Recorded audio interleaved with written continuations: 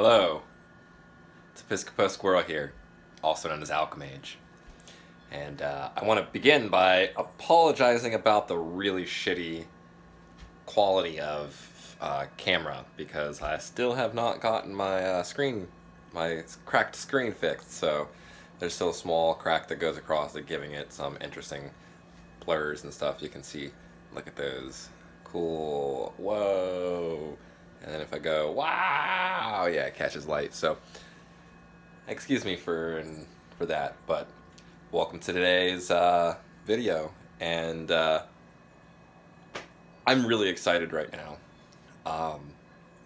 I just got the packages, and yesterday the last one came in for the lab equipment that I purchased so that I can begin working more on different extracts and really getting a level of expertise in my tinctures and such that you don't really get with just using kitchenware. So without further ado, let's look at some of the stuff that I got. So here you can see a bunch of different Erlenmeyer flasks right here. This right here, well, first of all, these are all just, containers to put different stuff, different fluids and solutions into. Not even necessary solutions or fluids, because like I have this one here which is holding a salt from an herb that I calcined and haven't gotten to the whole process of completing the extract. So they're just containers, and they're really nice for mixing and just doing reactions and all kinds of different things. So it's really cool that I got a bunch of those flasks. I'm running really low on flasks. I normally stick to round bottom flasks like this here. Oh wait, that one's not round bottom.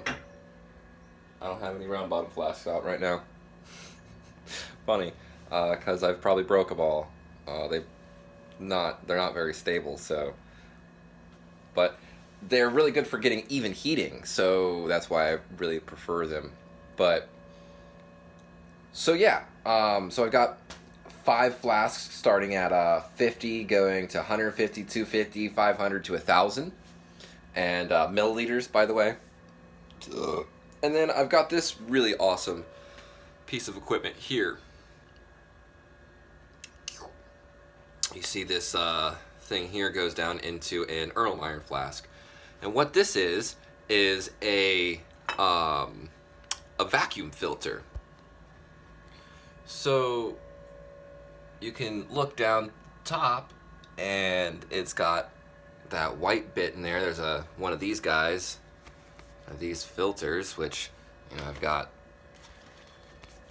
2 packs of those.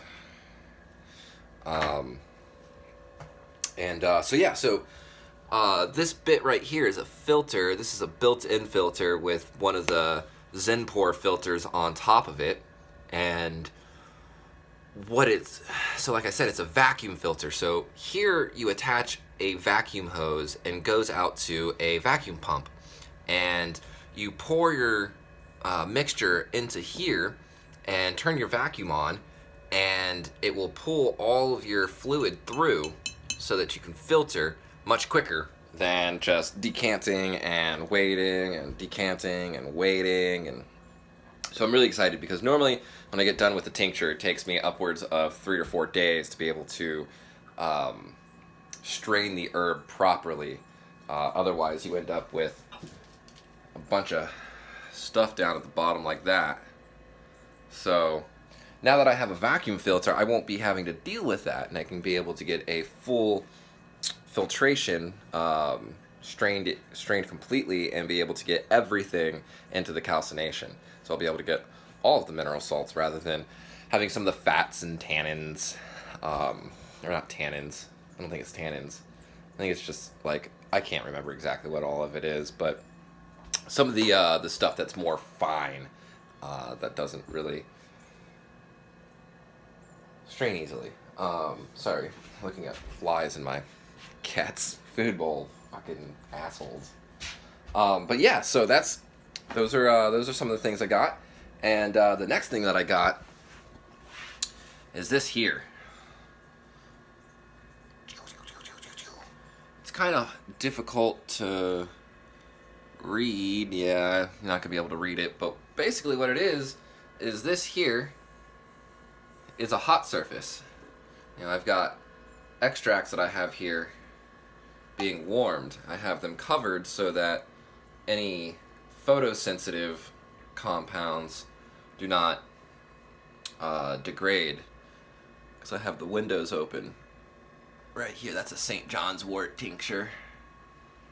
And yeah, it's got this nifty little, can't really tell, but this is a temperature gauge. And so I can really monitor the, I can really monitor the temperatures that I am allowing my extracts and my tinctures and so forth to set at. And you know, I've kept them at like, what is it, like 34, 33 degrees Celsius, so just above room temperature. For those who are unaware, room temperature is average about 27 to 30 degrees Celsius.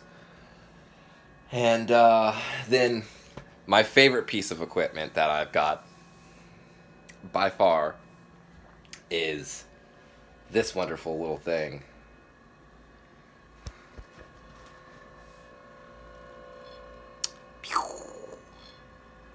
It's really difficult to really show it well, but basically what this is, you might be able to tell that there's something in there moving. And it's because this is a magnetic stir. And can't really see the dials. I'm not even going to try with my cracked screen. But you have both stir and heat. Right now I've got it set at 1460 RPMs, 1460 RPMs, and set at 34.0 degrees Celsius. So just above room temperature. This here is that lavender absolute that I've been working on. So I have it just barely heated so that I can keep the coconut oil at a liquid, in a liquid form rather than being in a solid form.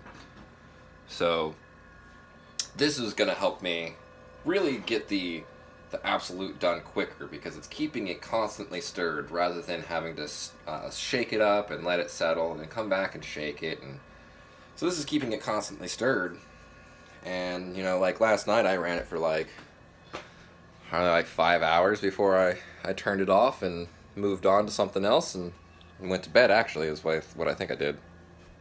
But yeah, you know, what really made me want to get this is the myrrh tincture that I've made. And if you're unaware of what I'm talking about, go ahead and go to my my co-op website, and you'll be able to see on my shop the myrrh tincture that I've made. And the issue with making a myrrh tincture is that when you warm the gum, it solidifies and congeals at the bottom. And so when you're trying to make this tincture, you have to open up the jar every single day, break up the gum, and then shake it so you can get more surface area contact. So my idea in getting this is that starting the initial maceration, starting the initial act of the tincturing, I can put in a magnetic stir, warm it, stir it, and it will never congeal. So that way I can get full extraction of the myrrh resin when I put it in there. So yeah, really excited. And you know, you see on my shop I've got 4 different things posted right now. I'm about to start working on probably like 6 or 7 more different projects that should be able to go up onto the shop here in the next like 2 months. Yeah, it's a little bit of time because you know, these tinctures, they take almost 2 months to make. It's 40 days of maceration and then 14 days of cohabitation with the salts. And sometimes the salts can take upwards of 3 or 4 days to be able to actually purify them. So, you know, it's like almost an entire month right there. So be sure to be on the lookout and pay attention to my site. I'll be having some, hopefully, magnesium topical spray here soon.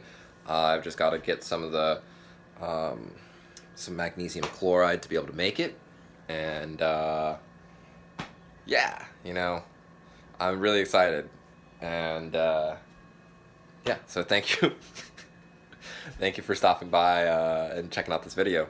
I've said a lot this time, something I don't normally say. Anywho, peace, y'all.